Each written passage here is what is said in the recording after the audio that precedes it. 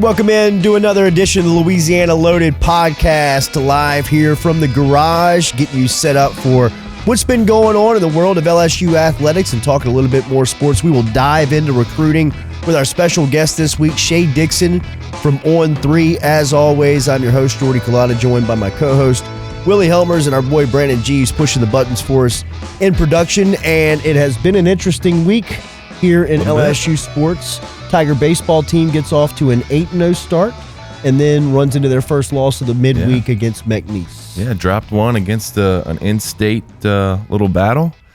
It's going to happen. You know, you prefer for it not to be in a midweek game. It just feels worse, but, you know, it's going to happen. You're never going to go 56-0. Yeah. Like, it just doesn't happen in baseball. And so it's almost better that it happens early, you know, a loss like that. And it wasn't like a horrible loss.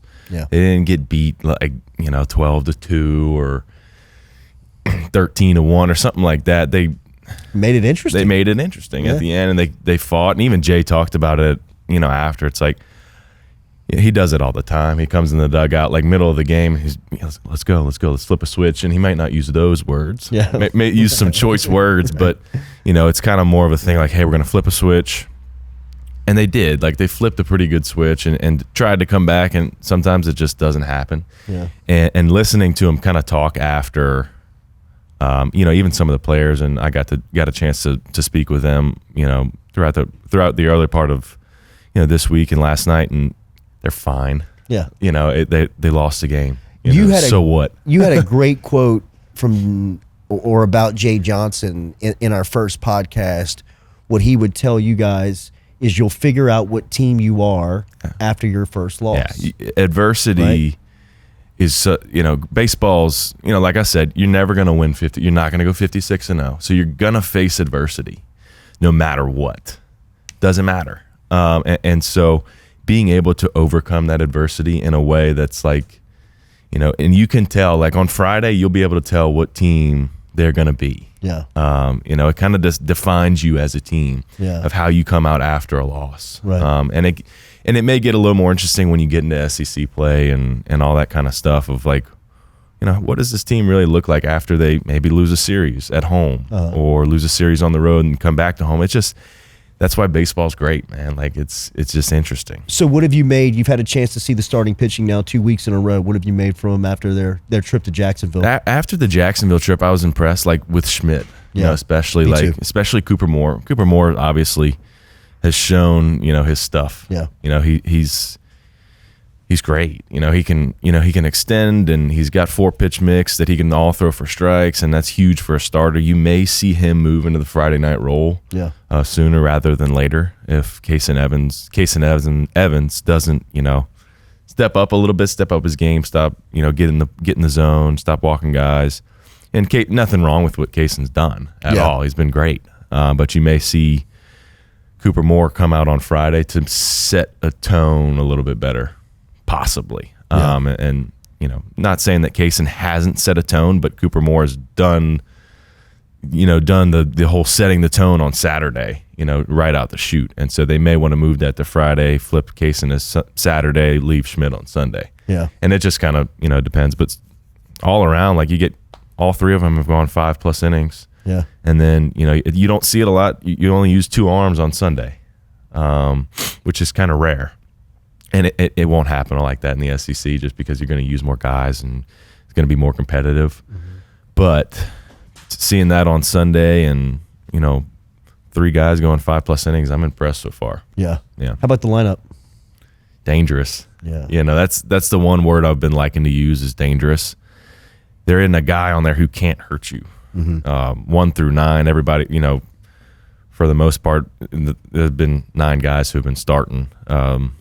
And all of them can hurt you with the long ball, it seems, which I was not expecting. And, you know, take it for granted, like, you have some pretty inferior pitching right now and opponents. And Notre Dame, Indiana, and UCF had some pretty good arms, but nothing like you're going to see in the SEC. And what I'd like to see him do is get to that starting pitcher a little faster because in the SEC, you know, because that's what it's all about is the SEC is, you know, as we know, it's all about getting that first starter out of the game, because the next guy's just as good in the SEC. Mm-hmm. The guy that comes behind the Friday night guy, the Saturday night guy, they're just as good. And so I want to see him get to that starter a little faster, get him out of the game, and jump on somebody a little faster offensively. LSU with a 4-game set. 4-game set coming Friday, up this weekend. Yep. Friday, Saturday, Sunday, Monday. They got Dartmouth, Northeastern, 2 teams coming from up north, so they should have the upper hand. Yeah. But once again, inferior opponents to LSU. But that's what's cool about baseball is you never know. Yeah. It's always a game, always a good game, and we'll see what happens. Box should be packed for the 4-game set, which begins on Friday. Remember, you're watching the Louisiana Loaded podcast right here on the YouTube channel or all over social media. If you're not subscribed to the YouTube channel just yet, make sure click and subscribe and hit that notification button so you know when we go live. LSU basketball with a nice win over Ole Miss in double OT, 106-99. Max McKinnon scored a game high and a career high for him, 34 points on the road versus Ole Miss. And look, that was a battle of 2 bad teams in the SEC. LSU got their 3rd win of league play, and Ole Miss is sitting now at 3-12 after the loss to the Tigers. So both in the kind of the dweller of the kind of bottom dwelling of the league. But LSU was in a fierce back and forth and was able to hold on in double OT, and Max McKinnon's efforts was huge. They played pretty big down the stretch, and it was a big win. Coming up for LSU women's basketball, they will honor 3 seniors tonight, including Flau'jae Johnson. It's amazing to think that has already come and gone. Jeez. Flau'jae's 4-year run here in Baton Rouge, which started at a national championship her freshman season, and so much fun and so much growth, development, watching her kind of grow over the last 3 years, and now going into her final home game, regular season game as a senior. Should be cool tonight as she is honored. Yeah, that's such a cool thing. LSU is a special place, especially for an athlete, and she's done some amazing things here. Not even here, but on her own and building her brand. So it's cool to see her. It'd be cool to see her honored. Yeah, for sure. LSU will honor her tonight for senior night, and we will pay our respects to Flau'jae as well before we get out of here. Next, we're going to talk recruiting with the best in the business, Shea Dixon from On3. It's good to catch back up with Shea. We'll talk to him about Lane landing in Baton Rouge, Lane landing the #1 transfer portal class, hanging on to one of the top recruiting classes as far as high schools go. What's the future outlook? You've got the #1 quarterback in the country sitting right here in Baton Rouge, but you've already got a commitment for that class of 27. How does everything shake out? Looking forward to talking about it all with Shea Dixon coming back right here on Louisiana Loaded Podcast right after this. And welcome back here to the Louisiana Loaded Podcast from the garage here on Constitution. And we always look forward to talking to our special guest each week. This week, joined by a brainiac on recruiting. And you can talk recruiting all year long in football. It doesn't matter when you talk and everybody's going to listen. But one of the best in the business that covers it is Shea Dixon from On3. He's in studio with us. Shea D, it's great to see you, buddy. You as well. Congrats on the show, the setup. Thank you. And I hope that if people go to the YouTube page to listen, that my thumbnail shows up right after Verge Osbury's, which makes me feel better about coming in and doing it. That's right. That's been our highlight to start, but now we bring in another ringer. It was a good conversation with Verge, and we talked a lot about getting Lane, right? From your standpoint, you've been covering LSU football now for a while, and now to have Lane Kiffin in this role, what do you make of courting Lane and then landing Lane, and now that he's settled into the job? That the month between Brian Kelly getting fired and Lane being hired and everything that came with it, from Woodward's exit to a new president being named, to Verge going from interim to AD to interim to AD or whatever all that was, and the governor and his comments. There was a lot of melting going on. I mean, people were talking, we hiring, Ruben Randall as the next head coach. I don't know, pull a name out. Will Helmers. Let's go. Nobody's left. Right. Bottom of the barrel out here. And then you get who you wanted from the start. Yeah. I mean, Lane was the number one priority for a number of teams. We all felt like it was like a couple of teams. Maybe Florida, he gets to the presser, he's like, 4 teams. He upped the ante even more, number of teams after me. But I just think of, and to paraphrase Verge, everyone wanted him. We went and got him. Yeah. And nobody really he needs NIL backing. We give it to him. And I look at, there's an excitement around the fan base. LSU football had gotten boring, stale, which is so far from the norm. Like, unless you hate LSU, if you're just a non-SEC fans, like, they think it's cool. Yeah. It's Tiger Stadium. They have swag. They wouldn't be able to tell you if they went 8-4 or 11-1. They knew they had swag and future NFL players. Not even the players on the field showed emotion. Yeah. And I think that comes from the top down. And now you're on the opposite end of it. Yeah. Your coach is the tweetingest coach out there. He's going to have a basketball goal on the sidelines. He's going to put his kids and nephews on the shoulders of the O-linemen and spray fire extinguishers everywhere. And Boosie will be playing. I have little doubt that Clemson game will be one that is packed to the brim. It's going to be incredible. And for as much as you were slipping into irrelevancy, overnight, he brought you right back up to the top as far as relevant went. Because I'm with you. I mean, LSU's brand had almost fallen out of a spot that it felt like they always would have a seat at that table. It's the moneymaker too, right? Yeah. It runs the state. Yeah. It's important for so many reasons that they have success. And you see what baseball's done with Jay Johnson in that stretch. You see that, when Jay Clark's already won a title with gymnastics. Shaver stacked him up at track. You've got Kim Mulkey now, who wins the Natty in year 2 and is already, Elite 8 is the floor for this team year in, year out. You can't have football struggle, out of the race by October. Mm-hmm. When the head coach preaches, we train for November. Well, it's over before then. Yeah. In a 12-team playoff, So now, in retrospect, not surprising that they did make the move, and I think it goes with how it was phrased by many people, and powers that be, was so much discussion. Can you afford to make the move? Was countered with, can you afford not to make the move? Yeah. And you get Lane, and ticket sales are gone up. Bird just talked all about that. Interest in the program's up, and I promise you that I'll bet whatever I have in the bank account and will have in the bank account by the season that they will score more than 25 points against an FBS opponent, which is insane to think about. That Southeastern was the only game they scored more than 25 points. Wow. Yeah. The fact they could run the ball, the fact they could score, things that LSU was identified as, they just had lost their way, it seems. And you'd seen the former players, the guys T-Bob and age and beyond that played for Nick or Les, and into the O days.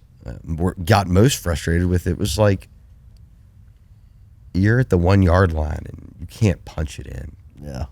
You're running play action, you're running throw it because you can't run it. Yeah. Jet sweep from the 1.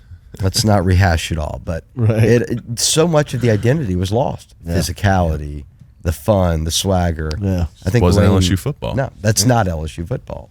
I think the hire of Lane and what he's done to retain the defensive staff, to bring his Ole Miss offensive staff, what he made 3 on-field hires that filled positions, and they were all from other SEC schools. O-line coach from Kentucky who had worked with Saban at Bama until he retired, special teams coach from Florida, and then a big splash getting Sterling Lucas from South Carolina, who had, after the Clowney years, had coached up all those guys who have come through there and been really talented edge rushers, and now you pair him with Kevin Peoples. So pretty impressive staff, and I think the continuity.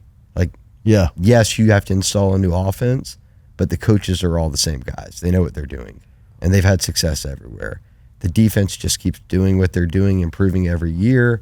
Special teams now has a coordinator. You're grooving. What was the challenge he had from a roster standpoint when he first got here? What was his pull there?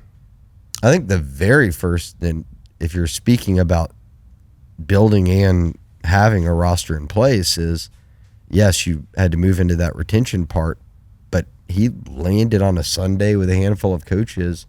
Wednesday was signing day, and Brian Kelly had left him with like 14 players committed. And I mean, that's not a shock. I mean, they had a low number. Some guys had decommitted, and no one's really committing to you if you don't have a head coach. Yeah. And your 2 5-stars say, we're not signing. You don't even have a D-line coach. We're waiting until February. And I asked Lane about that at the press conference, and he kind of thought about it. He was like, God, could you imagine if Lamar Brown and Richard Anderson had to wait until then, February? No, that would have been no sleep. You can get up at 5 a.m. for yoga all you want. You ain't sleeping if those two are out there. But one night of conversation with Bryce Brown, maybe one of the more influential, not maybe, the most influential among them, head coaches in high school football in Louisiana at Carr, and Richard and Lamar and their camps. Lane, Billy Glasscock, the GM, and the next day, both of them reached back out to Rivals, talked to Sam Spiegelman, myself, and said, all right, we're signing this week. And it was just like that. And that's more than just NIL. And Kiffin talked about it. He said, it's not me. It's not money. They can get that anywhere. It's not Frank Wilson. It's LSU, the brand. They want to play here. And that goes back to one of the reasons that Lane said he came here. When you put those 3 letters on and you walk into a high school or a portal prospect's house or the airport or wherever he goes, it's different. I expect the defense to be pretty good next year. Outside of Anderson and Brown, I mean, do you expect those guys to contribute? I'll tell you this. I won't name them, but sources who are involved in the defense think that Richard Anderson's the best D tackle to come out of Louisiana since Glenn Dorsey. Wow. You're not playing him early. Like Don McKinley was getting snaps early. Ahmad Breaux is getting snaps early. Like, he'll play early. Yeah. Lamar is so athletic that he played O-line, he played D tackle, he wants to play some D end. So once he settles into that position, I think then he's also playing early, even with all the portal guys. And then Lane flipped a wide receiver, Corey Barber from Ole Miss, and it kind of just got forgotten about. Yeah. And I remember... And he just got his 5th star, right? Yeah, not long after, Charles Power, who heads up our rankings at Rivals, had hit me up and was like, man, you didn't write much about Corey Barber. That kid's legit. I was like, yeah, 4-star, top 150 player. And he was like, he's shredding Mississippi, Alabama All-Star Week right now. And he was like, he had a great senior year. Well, you look up at the end, he's the number 3 wide receiver in the country and a 5-star, ranked above Tristan Keys, who they had committed forever and backed out and went to Tennessee. So you lost a 5-star commit at receiver, but when Lane got here within 24 hours, he had gotten a kid who eventually was a top 3 receiver committed. So pretty impressive work to handle that in that first part. Then you got into retaining the roster, which I think was pretty self-explanatory. You know, you can watch all the film you want, but Trey Green, Harlem Berry, and Caden Durham. You know, you're going through the offense. Braylon Moore to keep him from going from the draft. Weston Davis, knock on him all you want. Weston Davis was a 5-star for a reason. I mean, he played for a top 25 Beaumont United basketball team as an above-the-rim player, averaging double-double. And he had the 2nd most snaps on the team last year on offense in year 1. And every week he was having to go against, as Kelly would say, it's not like South Carolina's the only team that has a Dylan Stewart. Yeah. He's facing a Dylan Stewart type dude every week. Maybe not to that level, but someone who can really play and has more experience. A dog. So you get those 2 back, and then defensively, because you had that staff in place, you have a lot less to worry about, right? Like Baker and them can hold on to a lot of those guys. And that was more of, I think, a fear of don't let DJ Pickett get in the portal. Don't let, Gabe Relaford leave. Don't let any of these guys see these influx of guys coming in. Even Deshaun Spears, let's say. You know, you got to sign an elite safety in Ty Benefield. Who he jumped in for a few hours, didn't he? Cooley's coming back. And then Spears kind kind of was your number 3 man all year last year. And he's like, well, I'm my number 3 again. And they got him to stay. But I do think, and I've heard that Harold Perkins played that star position, and he's a linebacker, that will be a safety this year, which is what Blake Baker's typically done. So now you can have Deshaun Spears out there with Benefield and with Cooley. So pretty good defense. And, yeah. Before we get to the current roster, the retention and the transfer, back up to the high school class one more time for me. Outside of Brown and Anderson, anybody you expect to make a contribution? I'd have to look up, and I know one of their higher ranked commits was Bryson Martinez out of East Ascension. He was a top 10 offensive tackle, but that's such a tough position to crack into, even more so when Jordan Seaton's your left tackle. Mm-hmm. Weston Davis started the whole year at right tackle pretty much, and now you've got other guys who've come in and can compete with them. So you probably want to develop that spot. Even Corey Barber, a 5-star receiver, top 3 receiver in the country, like, I have no idea if he can crack into, even though I think they returned 1 receiver, Phillip Wright. But they went out and signed like 17 receivers. Right. Half the guys, like I had Matty B doing film studies. He was like finding their parents' cut-ups of them on YouTube, these kids from like Central Florida State or whatever. Right. But I think spring practice will be telling on that front. But yeah, I think you start with the 2 highest ranked guys. I think Lane's popularity rose so fast to where he was. A combination of things. Obviously, his development of the quarterback, offense, all that stuff speaks for itself. But the way he's managed the portal, right? I mean, that's why he was probably the top of the class as far as the cycle went this go round. Is that that's his big draw, right? Yeah, I mean, he embraced the portal immediately when it became a thing. Yeah. Right. And it's like the anti-Dabo approach. Dabo was, I'm not doing the portal. Lane was, give me all you got. Yeah. And Ole Miss backed him up financially with it. Yeah. And he talked about that with LSU. He said, out of all the suitors, Verge came with the pitch that was, hey, we got you. And with the most amount of money compared to everybody else. And I think you also have to look at Billy Glasscock there.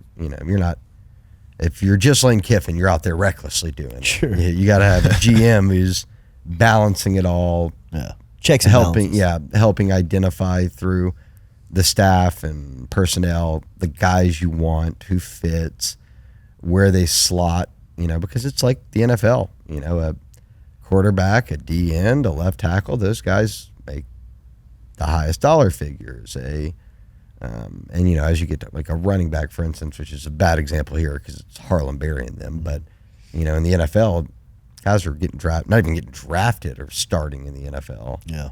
So it's kind of like that model, and you can't be the portal king, which I don't know if that was self-proclaimed or given. Maybe it doesn't matter anymore. It's been earned, but clearly Billy Glasscock is a GM who knows what he's doing, and even with all the negative rhetoric from Ole Miss fans about Lane, none of it was about Billy Glasscock. All of them were like, he's legit. Yeah.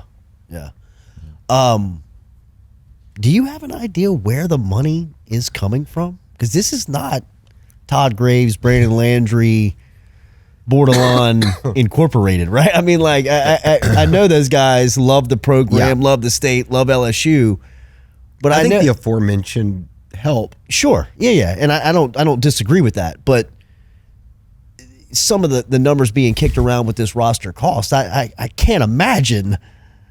If you're asking me if they have north of $40 million in a bank account right now paying out players, the answer is no. I agree.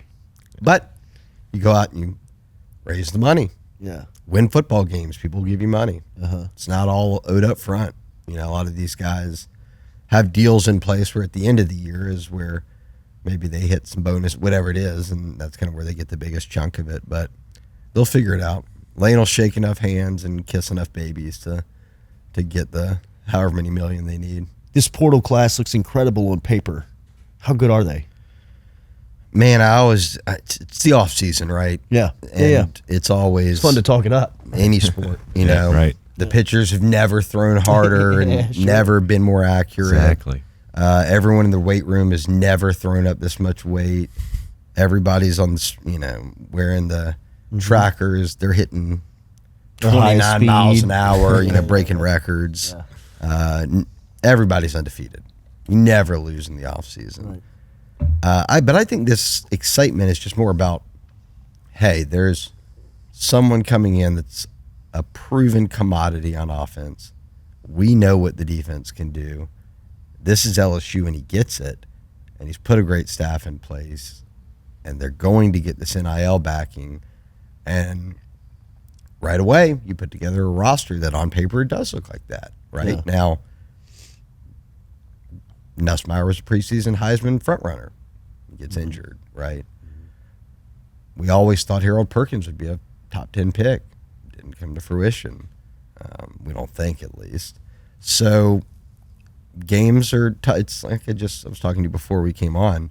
One thing Brian Kelly always said, and he was right, it's hard to win games. It is. Yeah. Vandy ain't a rollover.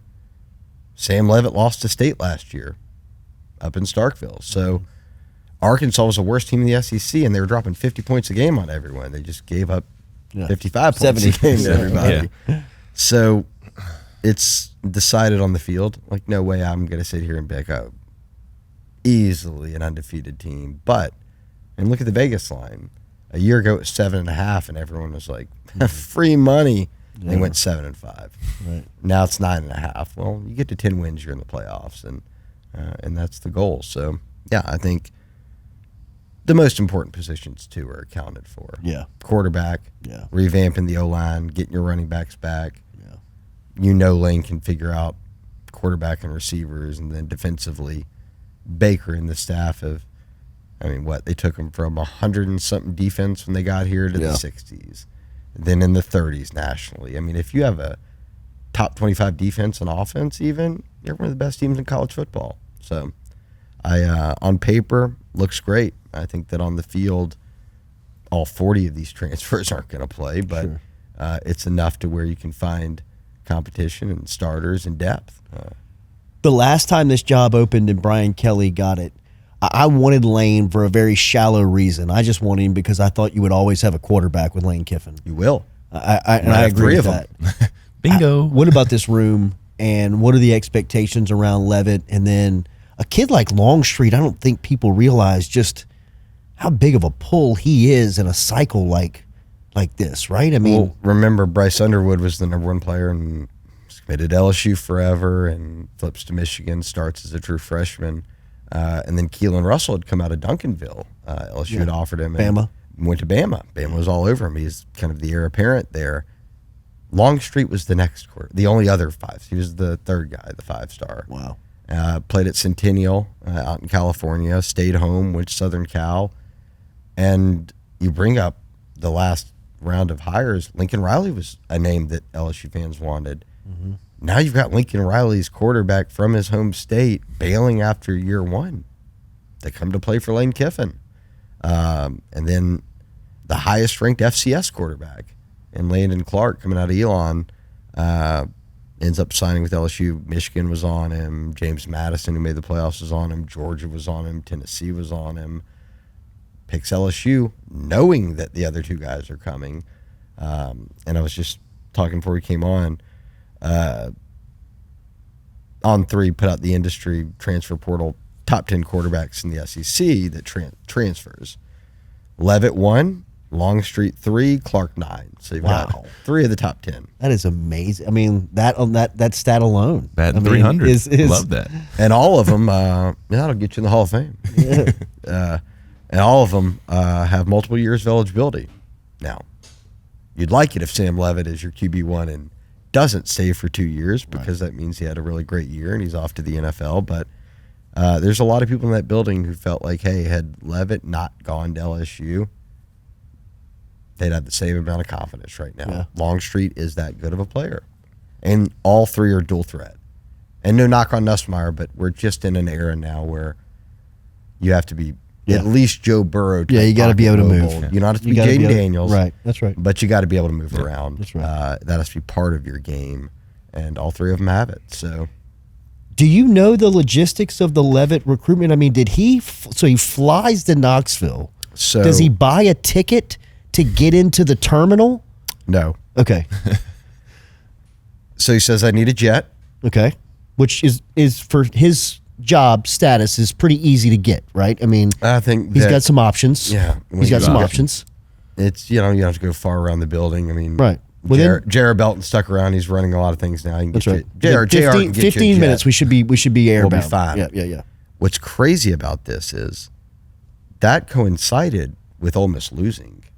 They had lost that game out in Scottsdale to Miami. Okay. So Charlie Weiss is your OC. He's flying back now from calling that game to Baton Rouge, and Lane hits him up and was like, "Yo, just stay at the airport, or run over to this other plane, hop on with us. We're going to Knoxville." And remember, Levitt was at LSU. Yeah. The weird Damon Williams Washington middle of the dinner thing happened. Yeah. Rumors are flying. It reminded nowhere like LSU when it comes to if something's appeared to go wrong. Yeah. The wheels have fallen. It's on fire. Your mom's on Facebook reading about what happened at dinner and everything else. He goes to Tennessee, which was not planned previously. It was supposed to be Miami after that. Goes to Tennessee, and then he was going to do Miami after that. Well, Lane, Charlie, a couple other people hopped on the jet, went up there, went to the Knoxville airport, and given... Does Levitt know they're coming? Yeah. Okay. Given that they didn't have tickets, they just hung out outside of TSA and talked for about an hour with him and his family, and then they get on a plane and go to Miami. And even then, look, Miami was preparing for a title game. Absolutely. Man. So everyone was like, yeah, I like the effort, Lane, but yeah. And then on Sunday, I remember Pete Nakos called me and said, Levitt just got on a plane with his family back home, and Miami says they don't feel good about it. He didn't sign anything. And it was, 2 days later that he signed with LSU. So as I asked Lane about that, how many coaches are getting on planes? Yeah. No doubt. And making it public. No doubt about it. Because if I don't get him, you can clown me. Yeah. Right. And he was just like, I'm wired different. Some people hate me for it. Some people love me for it, but I don't really care. Will and I talked about the press conference. I think we did our first podcast the day after it, or right there soon after. And I thought that was his best answer, was to your question when you asked him specifically about that. And that's where he went into the I don't take no well. Yeah. And he kind of like the pickleball stories. Yeah. I mean, how he's sacking the deck. He's bringing a ringer in. That's right. It's I don't take no for an answer. And he did it with Jordan. And then Seaton. he kind of spun it into like a Louisiana mentality, which I think at that moment people were just like, "Oh my God!" Well, you got to remember he's worked with that O before. He channeled his O there. He said, "Look, this is for all the ditch diggers and the crawfish ponds. Right. We just get up and work. Right. And I think that's endearing to the fan base. I don't think he was lying either. I think it's how he's wired. And you also look at that's what he did with Jordan Seaton. Yeah. Seaton left and didn't sign. Went to Atlanta where he trains. Lane, let's get a jet. We're going to Atlanta. And then you saw Lanning do the same thing. Yeah. Because Seaton was supposed to go out to Oregon and canceled the visit and said, Lane's flying around. We need Phil Knight. Give me the jet. Phil Knight, fill it up. We're going to Atlanta. Right. And they tweeted out photos of them all hanging out together, and there were no photos of Lane and them. They just tracked him down and found him and had a talk, and a couple days later, he commits. So you have a coach right now, for all the golfing jokes about Kelly and all that, like, you have a coach right now who's willing to just hop on planes and go chase kids and not even knowing if he's going to get them just because he wants to win that bad. I love the timing of him and LSU, specifically because you just kind of referenced there a little bit, but he spent extended time with people who understand this place probably better than a lot of people in the industry. Nick Saban, Ed Ogeron are two very close confidants, mentors, friends that he obviously leans on. So when he shows up at this point in his career to LSU, he understands the difference that that the place could mean, and he gets up at that press conference and just says it's just different.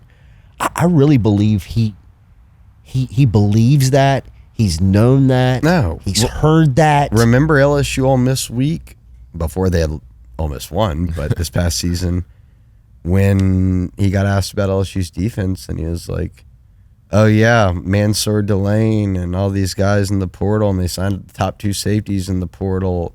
I think he called them the most expensive safeties, and he was like, must be nice, type of thing. Right. And so, how he felt about it. No, Ole Miss has money. Right. The Grove Collective was one of the ones that it took off early. Yeah. That's because of what Lane and Billy Glasscock were doing.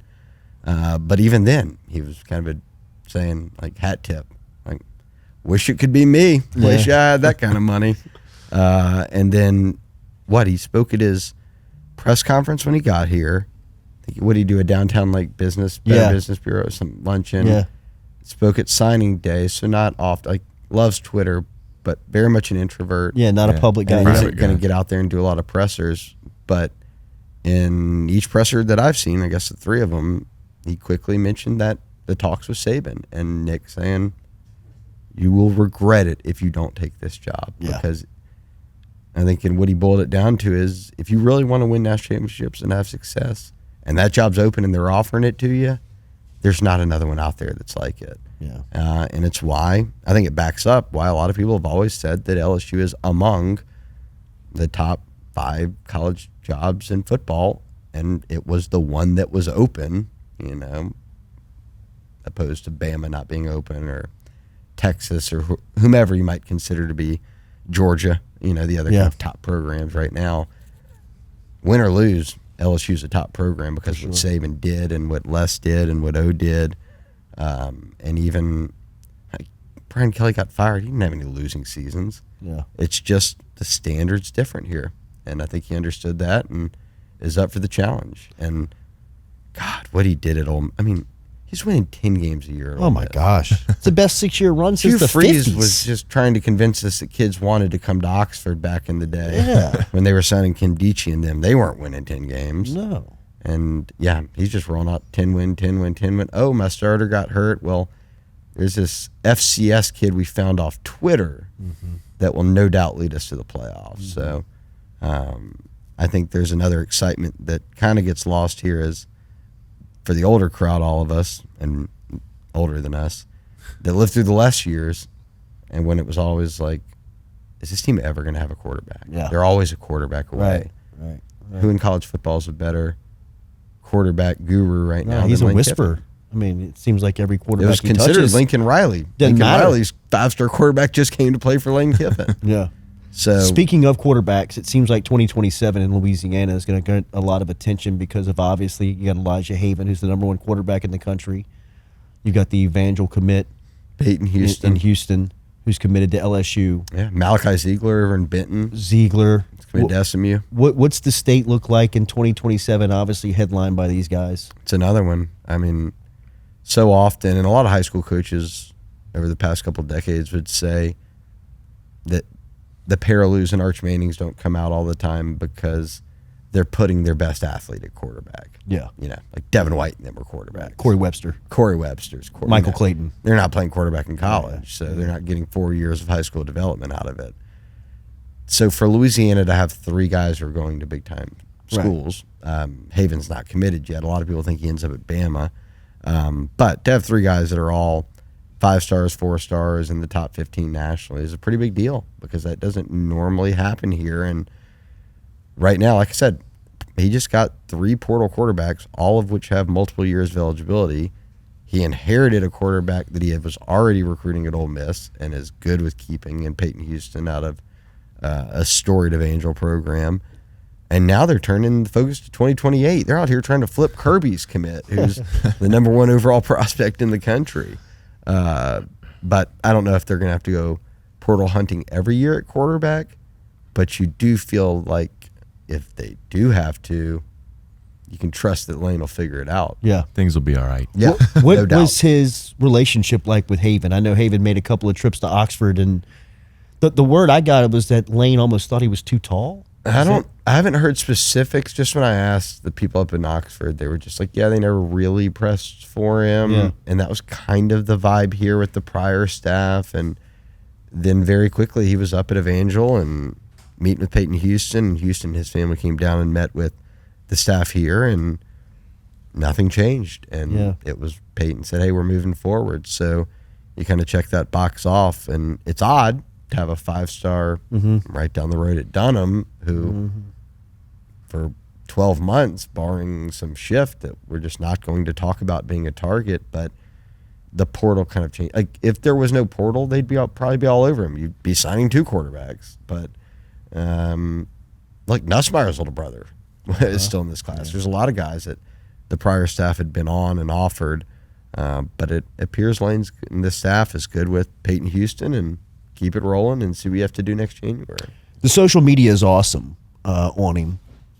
What did you get the feedback from his trips around the state and just visiting with coaches? Obviously, the pictures and the videos looked awesome, but did you get some depth conversation from coaches that had some of those stop-ins and what it meant? Yeah, I talked to some of the head coaches who were like, you could tell that he had a lot of questions about how things work.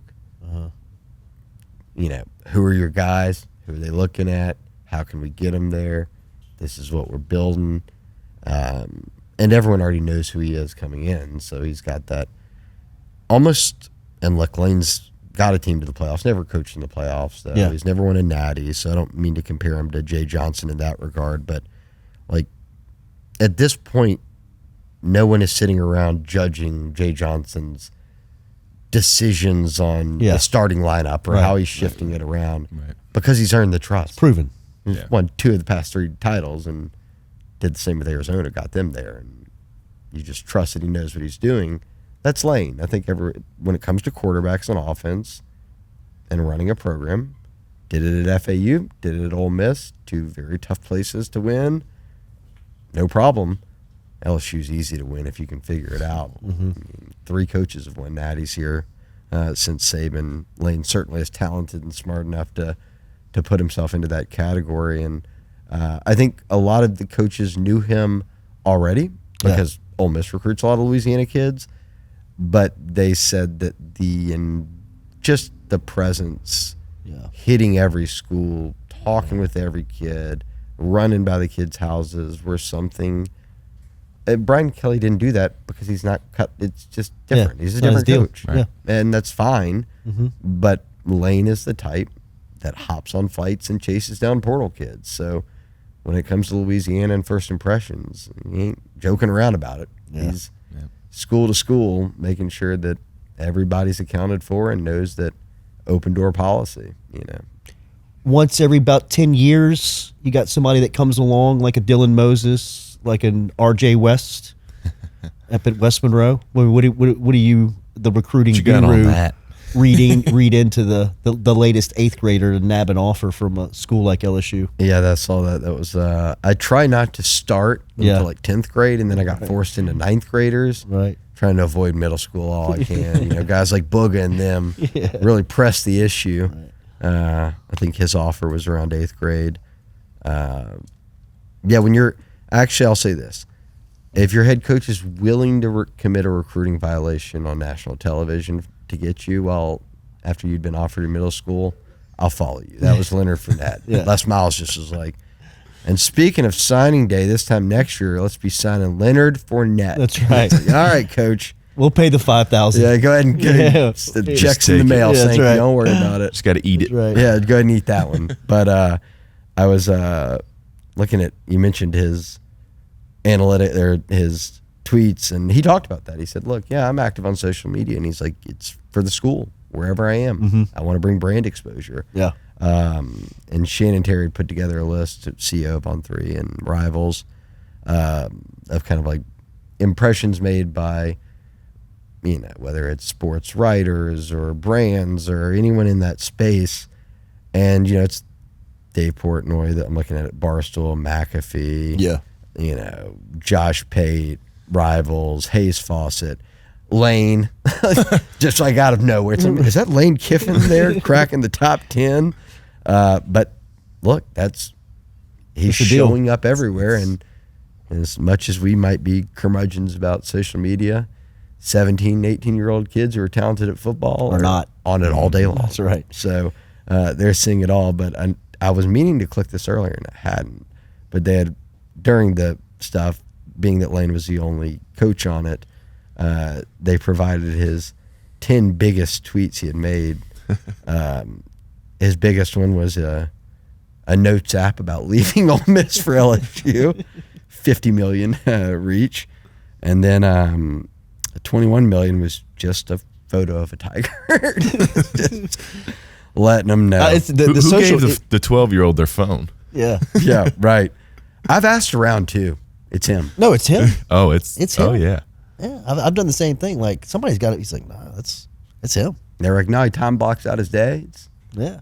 Because you see, he comes in waves. He's constantly got it. Yeah. Yeah. He's constantly got whatever. I need to map it, but it's like Ari Gold. Yeah. It's like I got 15 minutes here. I'm about to go ham on Twitter and then on Instagram. Last one, I'll get you out of here. We got Greg Stringfellow from Elite Football. There he is. Training facility coming up here. An Oshner complex. Tell me about spring. What are you looking for? Obviously, everybody's going to be all the eyeballs are going to be on LSU football because of the off season, but on the field stuff, what are you trying to take away from those? Well, one, it doesn't start till the 24th, really late, and then you go to April 24th, so they'll have spring break before you even start. One, how much access do we get? I know Ole Miss said they didn't get a ton of access to practices. We'll see, but Levitt's going to be limited. You try not to look into too much of spring ball anyways. My big thing is I would like to just see these receivers because he signed 400 of them. Yeah, I know like 3 of their names, so I'd love to see what they're all about and get an eye on them. So I think that'll probably be a storyline. I think everybody else is going to look as expected. You could talk about O-line, but I don't even think that gets decided till fall camp. But I do think this spring you could walk away and be like, Jace Brown, the kid from K-State, or Emmanuel Wilson from Florida, someone where you're like, no, that kid's definitely starting. And you get a little bit better grip for what this team might look like. Shea Dixon, On3 Recruiting, if you want to keep up with it, which I know is a huge interest for any college football fan, especially around Baton Rouge and LSU's fan base. You obviously know Shea from the work he does. Keep up with him there at on3.com. Where we always read your work. Great to see you, buddy. Yeah, you and Will. Congrats on the show and everything. I didn't know I would blend into the couch. I'll wear something different next time. Louisiana Loaded, baby. Get loaded. That's it. G-String, Greg Stringfellow, next here, Louisiana Loaded Podcast. Come back with us.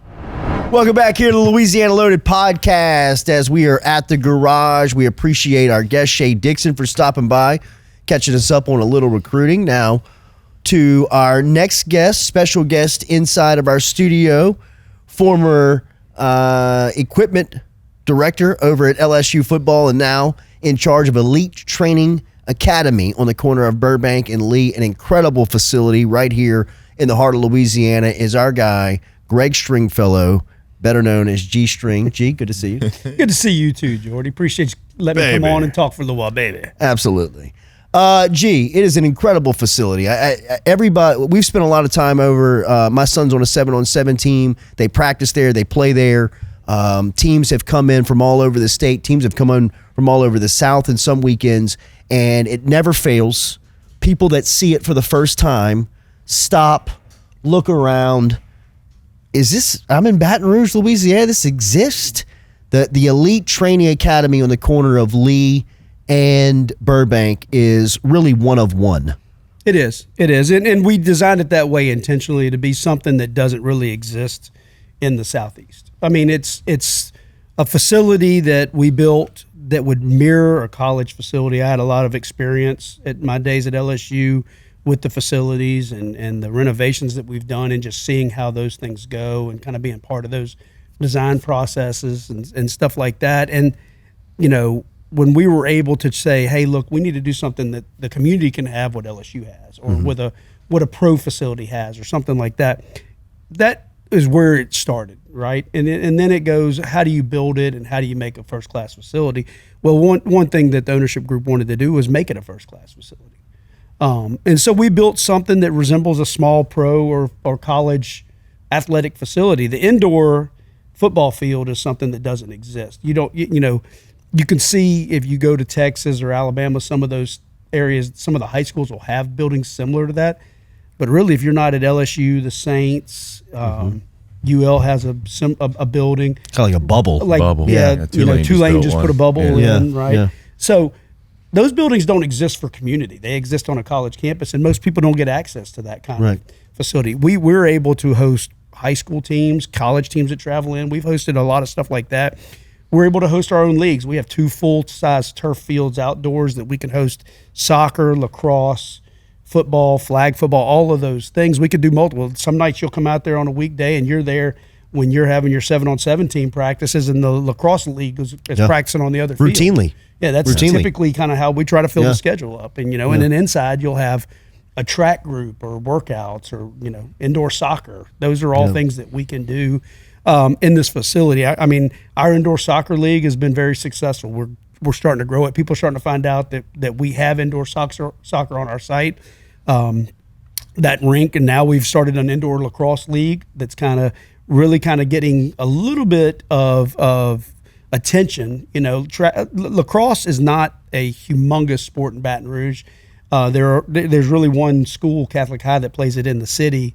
Outside of that, it's just not a mainstream sport. But the more people that are starting to get involved in it, people are starting to see it's a sport that you can get a college scholarship out of if you're good at it. It's a club sport, just like the many club sports in Baton Rouge, the baseballs, the volleyballs, the basketballs.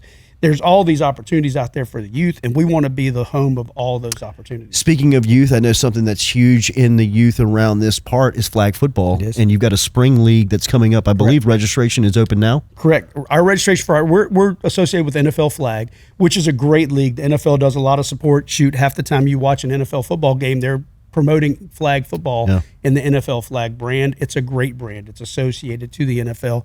We have our spring league registration open right now. We also just started at the request of some parents because some success we had in the fall league, our fall NFL Flag League. We had a 12U team go to New Orleans and play in the flag regionals for the NFL and won the regionals, so they get to go to nationals. We have a team from Baton Rouge going to the NFL Flag Nationals, a 12U team that's headed later this summer. How cool. Up to the what you see as a big television event. It's going to be on ESPN. I believe that's in Orlando this is going to be in Indianapolis. Okay. So and sometimes it's in Canton around the Hall of Fame. There's all these different benefits that you get from the NFL of doing that. One of the things we're trying to push is girls flag football. We think that there are several girls sports that are now available that we want to try to help grow. Yeah. Girls flag football is now a high school sanctioned sport in the state of Louisiana. There's not a team in Baton Rouge, not a high school team in Baton Rouge. We want to help grow the female sports. That's a huge start for us, is to try to get girls flag football going and get it going at the youth level.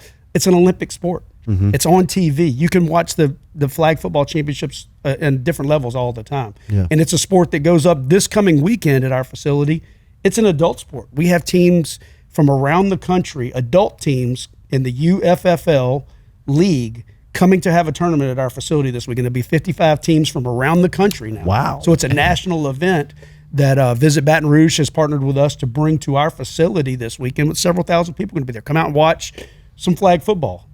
Come watch some adult flag football and really get the feel for some of these men's and women's teams that you can do forever. Yeah. You can do this just like you can do beach volleyball forever or softball or some of those things. Flag football is one of those sports that you can go all the way up through college. There's a college league. Yeah. So flag football is a huge part of what we're doing. We have tackle football there. We have a great youth tackle football program. We have soccer. We have an indoor soccer league that we run. We have soccer specialists there. We have practices for soccer because really we have 2 full turf fields that no one else in town has public facing. So the facility is without question evolved into a multi-use facility. You just mentioned all the sports that run through there. The dream started around football. It did. When you walk in there, no matter what time of the day, sometimes I'm in there 5 o'clock in the morning, sometimes I'm in there 6 o'clock in the afternoon. There's always something around football happening, whether it's training individuals, training teams, or just training happening. Yeah. That is it's a good vibe, a great environment. It's a really cool vibe because football really, as mainstream as you think football is in Baton Rouge, it's really not. Baseball is king in Baton Rouge. I mean, it really is. When you talk to club sports or things that kids do year-round, baseball is it. There's never been a home for football, and that was part of our inception of what we wanted to do, was to build a place for football and the youth all the way up through college and pros. We had pro guys in there this morning. I talked to a couple of pro football players, NFL guys that are in town doing their off-season workouts right now. We have pro football owners as part of our team with Clyde and Tyron and Joe Burrow Those are some of the owners of our facility that they come back. Clyde's there working out at times. Yeah. So we have these different NFL guys starting to come back in. Now our combine training, pro day training really kicked off this year because this is really year 2 for us, and people are finding out. We've had agents contact us about this. We have a kid in there right now that'll be going to running his pro day, and we feel like he's a hidden gem that came to us, and we've been able to train him, help him with his receiver drills, help him with his speed, and these things are going to happen throughout the day. The popular video that has just surfaced in recruiting with Lamar Brown running the 20-mile-an-hour that was our place. 40. That was our Elite testing system. That was our place. That was at Elite. Lamar's there every single morning at 6 a.m. getting his work in. He is, and some of the reasons for that is he can't be on LSU's campus quite yet, or he's working his way through that process. And we have a lot of those guys. We had LSU guys a year ago that came in and worked out. We have some LSU guys that come by on their own that want to do things. And when I was at LSU during the summer times or the off season, some of those guys would go to Dallas or Miami and go train with some of the NFL guys, or just train on their own, or they had a trainer in high school they wanted to go work with. Some of that stuff we were able to do right there 1 mile from LSU's football building, and provide that service to these LSU players at a very high level and a facility that you can't get anywhere else. Yeah, it's a benefit for LSU football, right?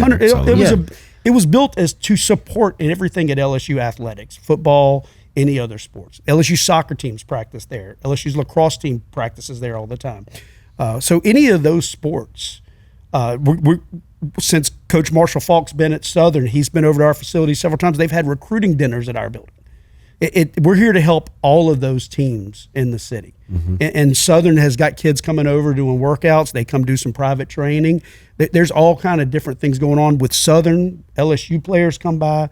It's great to have those interacting. They come in there, they interact with each other. This morning, our guys that we're doing that are in the NFL were interacting with these guys trying to get to the NFL. Yeah. That's the kind of atmosphere that I was used to at LSU for many years with the LSU athletes, and now we're having more of a football community, not just one school, but it's kids from around the state, around the country that are coming in here, and we're going to continue to grow. There is also youth and adult workout groups happening. That's right. All day. Where can people learn more about this? So our great partner, Ochsner, is a great medical partner. We have a full sports medicine, Ochsner Andrews sports medicine facility. Dr. Andrews has been to the facility several times. We have orthopedics there all day long. We have X-ray in the building. It has an after-hours clinic. They have all the PT. They have some of the best technology in the world right there. We have a biomechanics lab, cryo. We have, in the elite side, we have all the recovery stuff, the cold tub plunge, the hot plunge. We have a sauna that I know that Jordy very much enjoys. I enjoyed it myself on a daily basis. So those things are all things to make it a high-level facility. As far as performance training goes, Ochsner's Performance Training Group runs that, and we have some guys with great experience in the performance training business. Yeah. I know a lot of people know NFL, Tevin Mouton. Tevin Mouton has come over, and he's a great resource for us with a great group of people. We have Rob Winning, who spent 15 years with the Saints, who's doing a lot of our high-level pro college training. We have universal speed ratings for all. We had a camp a couple weeks ago for high school kids, all the way through 8th grade. They all got to come out and run 40s on all of our equipment and get a universal speed rating. It's a big deal for a lot of these kids, and I know Shea talked about this stuff going on, but those numbers are all what helps Shea and groups kind of rank these kids, like, oh, well, here's what they ran at the elite camp, stuff like that. So all of those things are things that we're going to continue to do every single day. Outside of the true sports things that we do, we have birthday parties constantly. Yeah, kids are loving it. It's a great attraction. It's indoors. It's climate controlled. Right. They come in. We can set up like a little combine. We do our own combines there for kids. We'll play flag football games with them for birthday parties. Run an obstacle course. Kids love jumping and tackling dummies. We have all the equipment that you could imagine out Parents there. love zapping energy. Yeah, parents love it. Yeah. They sometimes parents want a 3-hour party instead of a 2 just to see if they can really crush the kids. And kids walk out of there all sweaty, and that means they enjoyed themselves. And really that same energy that we've had some groups do corporate, team building exercises. We can do a lot of different things. We can host meetings. We can host galas. We had a gala last year. When the Baton Rouge Area Chamber changed their name to the partnership, they had their gala couple thousand people in our building, set up a sports bar, set up a floor. It was incredible. It's fun to see how that building can change, and it's a 42,000 square foot open space that can be used. So we can do all of those things. If you've not seen it, you have to see it to believe it. I know we're running some video and some B-roll of it as we talk about it, but it doesn't do it the justice of putting your eyeballs on it. I can't tell you how many times I have seen somebody witness it for the first time and just be in awe. I mean, just that it exists first and that it's nothing like you will see in the region. I would imagine you probably have to go somewhere like Dallas to find something Dallas has like this. A similar facility. I think that our indoor turf space is probably larger than what they have there.